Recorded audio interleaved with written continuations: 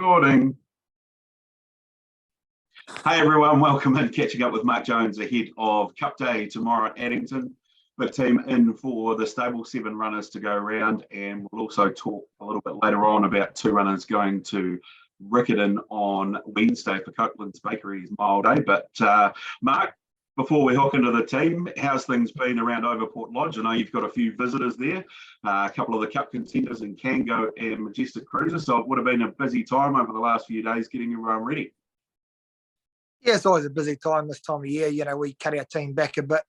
We're not doing too many anyway, and we've got Jason here with Majestic Cruiser and Anna with a couple of hers. So, you know, they're good value. They give us a hand and we get plenty of visitors. So that's been a good week. Excellent. That's what we like to hear. Right, we'll hook into it. We kick off tomorrow in race number 2 with number 14 Cougar Express. I thought it was very good last time out and sort of seems to be on a bit of an upward trajectory, but unfortunately we cop a tricky second line draw. What were your thoughts on its chances tomorrow? Yeah, the draw probably makes it very hard for him. He's got to, circumnavigate the field, and, Cran's first start off the front, and Tim Williams drives look pretty smart first up. So it's always a good field on Cup Day for the maidens, and it's a great race to target. And, my guy's a nice maiden, but he will need luck from the draw. But if he got lucky, he's probably a top 4 player. Excellent. We move from there to race number 3, one of the old stable favourites, and Sue Princess going around again. Very much a case of depends on which version of her turns up, but touch wood, and I am touching wood right now. She's been pretty good lately. Yeah, she's been stepping away good, and she's back on her own. We started off this race so we could be on the back mark and nothing behind us, and that seems to help her get away. And if she does get away in this field, a 2 mile wouldn't worry her, and it's probably not the strongest 2 mile Cup field we've come against. And if she'd done things right and got a card into it, I think she'd be thereabouts. Have you done anything different with her, Mark? Because obviously she has, been pretty good in her last few starts, but is it just a case of catching her on the right day, or has there been a change in her training or anything like that? Not really.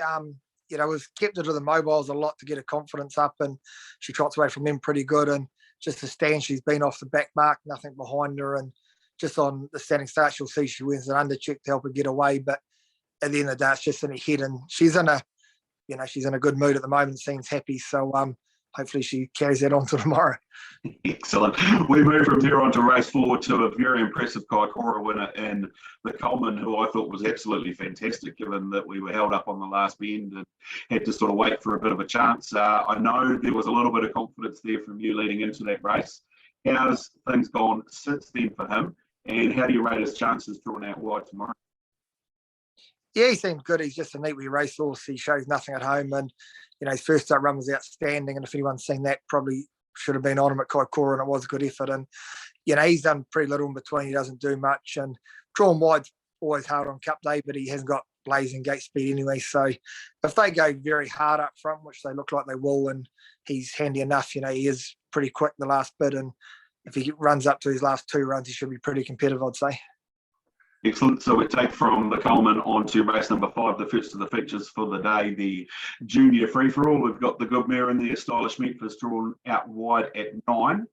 As Mark just disappears, hopefully he'll come back at some point there. Stylish Memphis set to go around from the outside barrier draw over the 2,600 metres. Ricky May in the bike, Mark, I understand that she has been served within the last couple of weeks. Just before the Kaikoura meeting, she missed the Kaikoura Cup. Initially, the plan was to take an embryo transfer from her. Obviously, that hasn't unfolded. We've gone with the more natural way of going about things. Yeah, we have. The embryo is going to be a big ask, and it's frozen semen, which makes it even harder. And, we probably think we'll only get the 120 days out of her. She probably won't race for another year. She's done a great job. So she got served by Captain Treacherous last weekend. That's why she couldn't race. And hopefully there's a wee baby in there with a lot of money, and she'll get scanned next week to hopefully there. But yeah, that's why she missed Kaikoura. And I mean, obviously we see quite often with the standardbreds in particular that when they do race and foal, the mares tend to get a wee bit of a new zest for life. What's she been watched since she's been served, and what are we expecting heading into that junior free for all tomorrow? Yeah, she seems good. She's pretty laid back customer thing. Probably an interrupt preparation with being away for a few days. She had to go off farm to get served and that. So she's going in here pretty underdone, and drawn 9. She'll have to be driven for luck. And to be honest, we're probably just on the way towards the Queen of Hearts, and what she does tomorrow is a bonus. It's probably just, she'll need a lot of luck. And I think you'll probably see the better, Stylish Memphis come December and then head back to Jack Trainer in January. Nice. Then we move on to race number 6, a newcomer to the stable, obviously a transfer from the Terry Schmiel stable in number 3, Ko-Fi Magic. Nice to see your stable junior driver, Gemma Thornley, get a drive on a Daylight Cup day. What can you tell us about the horse and what are you sort of expecting from it tomorrow from what's a pretty handy draw? Yeah, the horse thing's a boomerang. I sold it to Terry as a 2-year-old and it's come back to me. So it's got a good owner in Brent Francis and it's the only race for her she can race in this week. She's probably not really up to the standard of horse. And her trial last week was good, but she's another one that's due to go into foal shortly. And, we did have many double ups. So luckily Gemma got one drive and, she will need a lot of luck and probably a bit of improvement on what she's showing. So once she gets back to her own grade, she'll be competitive. We move from there on to the Group 1, the Neverly Fillies Series Final. I know we've spoken already today, and there's a story up on markjonesracing.co.nz and Facebook and Twitter about Monaco Grace, but great draw for her to use with her noted gate speed and her ability to get onto the speed and the way she likes to roll along in front. What have you made of her last couple of fast work runs leading into this? Is she as ready as you can have her? Yeah, I think she is. We just changed the training since Ashburton, and it probably has kind of sharpened her up. And she's pretty ready to go. Really, she's on the job and work and seems pretty well. So we're going to the race knowing that we've got a pretty fit and healthy horse. Put it that way. So there's a lot of people out here who will be following this page and wanting to try and make $1 tomorrow, and they're looking at her. She's a nice each way option on the fixed odds. What's your sort of thoughts without obviously giving too much away? We know we've got gate speed. Would you be happy to see her stay in front? Yeah, I think so. Like she races good in front and she won the heat there. And, if you're in front, they've all got to get past you. But at the end of the day, that's Sam's decision. She's the driver. My job's getting them ready and she makes the decisions out there. So we know she's very, very quick. Nothing will get across her. And probably looking at the front line, True Fantasy's not going as good as it can. And there's probably not a lot of others there that, you would be worried about on the front row, and Queen of Diamonds has won the back row, which makes it hard for it. So, Riccarton Rebel's one that is racing good, and we've gone to war with it a few times, and from its draw it's going to be handy too. But I think we'll definitely be on the markers, and we won't die wondering, put it that way. Excellent. Then we move on to race number 13, the last race of the day, number 1 in the book, Heart Attack. Fantastic performance by him at Kaikoura last Monday, winning there. Gets another really good draw. He's had a string of good draws, which has been quite beneficial to him, as his form line would suggest. He looks like he's going to be competitive again tomorrow, Mark. It looks like the same kind of race as what he raced at Kaikoura, and I would imagine there's maybe a wee bit of confidence levels there about him being a really strong top 3 chance. Yeah, I think it has to be Matt. Like, he's racing great. We've put the hood on him when he gets over the short trips, and it sharpens him up, and he's pretty quick off the gate, and it's probably no stronger to what he raced at Kaikoura. He got the right run, and he had to win that, but he did. And probably the danger, I think, he's Herbie coming to the race. He's quite a smart horse, but from 1 we're on the markers, and he's got gate speed. He can lead if he has to, and that. So you'd like to think the last race of the day he's got to be a top 3 or 4 player at least. So if we had to put a gun to your head and ask you for what's the best of the Mark Jones team tomorrow at Addington, which one would you go for? Yeah, they're probably just each way chances. With a bit of luck, they might be able to steal one, but I'd probably lean towards Heart Attack in the last, just from the draw. Okay, and before we have a look at Riccarton on Wednesday, the New Zealand Trotting Cup, of course, everyone's talking about it being such a great edition of the races here, and I don't think you can argue with that. If Mark Jones was allowed to drive any horse in the race tomorrow, I know I asked you a week ago before the barrier draws, but I'm pretty sure the horse that you said then after the barrier draws might be changing. So which horse would you want to drive? Yeah, I think before the barrier draws, it's definitely BD Joe. He had the greatest preparation, and he had manners, speed, and can stay. But probably the way the barrier draws, I think Copy That's got to be the horse to beat. Like, he's drawn out wide, which we all know is a big advantage.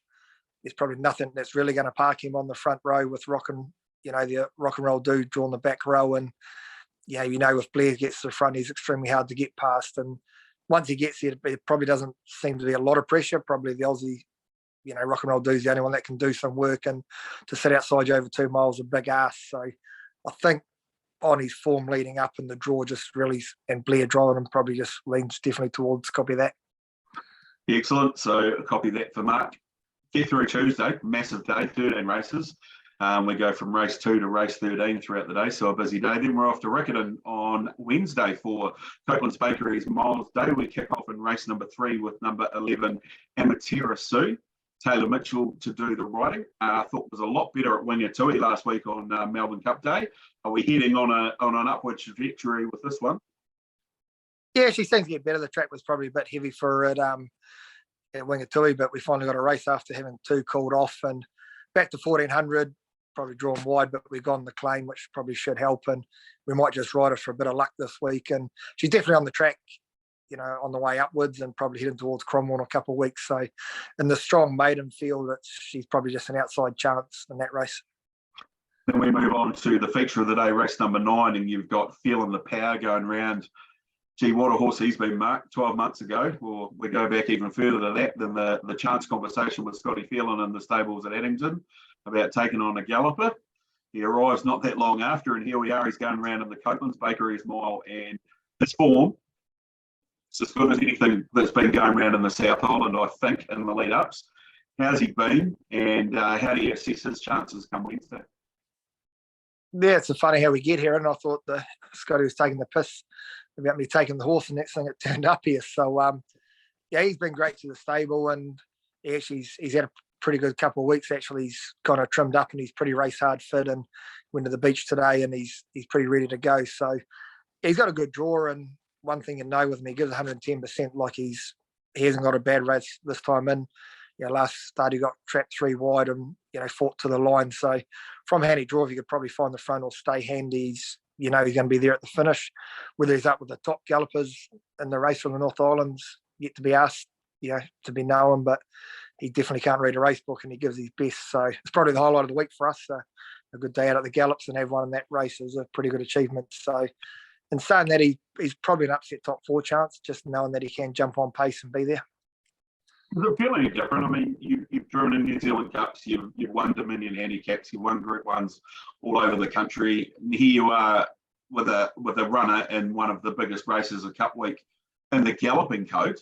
Does it feel any different than what, say, it will go into the races tomorrow with a team of 7 to Addington? Yeah, to be honest, Matt, I probably won't go to the races tomorrow, and I'll be at Riccarton on Wednesday for sure. But I'm going there rubbing shoulders with the Mark Purdens and Barry Purdens of the galloping world, and these guys you only see on TV. But they're all good people, and it's a pretty big buzz. And probably the good thing about the gallopers is the owners in it are there for the ride, like I am. So there's no pressure at all, and we're just lucky to have a horse good enough to be in it. And so it's more an enjoyment. Like I'm actually quite looking forward to the Wednesday, and it's probably going to be a good day, whether we win, lose, or draw in that. But it's it's kind of really get into the gallopers. I kind of like it, and you got to put things in perspective. And we talk about my maiden going around on Cup Day, and all the trotting guys are getting excited for these $25,000 races tomorrow, and think it's the one race of the year that they have to win. And we've got a maiden going around at the gallops for 30,000, and the galloper going around for 250. It's just a different world, and until harness racing get in line with the gallopers, it's going to be a dying sport. But it's it's going to be a pretty exciting Wednesday. It's always a good day there, good social day, and we know we're going there with a horse in a 250 grand race that's fit and ready to go. Understand a few of the connections of Feeling the Power and making the trip down for the race, so you might feel a little bit of pressure when they start leaning over the fence, giving you a bit of a jibe. But thanks very much for taking some time out to have a chat with us tonight, Mark. Obviously a big week for anyone involved in racing. All the best to you, Sam, Gemma, and all the team out there at Overport. We hope there's a winner somewhere there along the way, or even 2, and look forward to catching up again soon. Yeah, thanks, and all the best to everyone through the week, galloping, trotting, and dogs, of course, and hope everyone makes $1.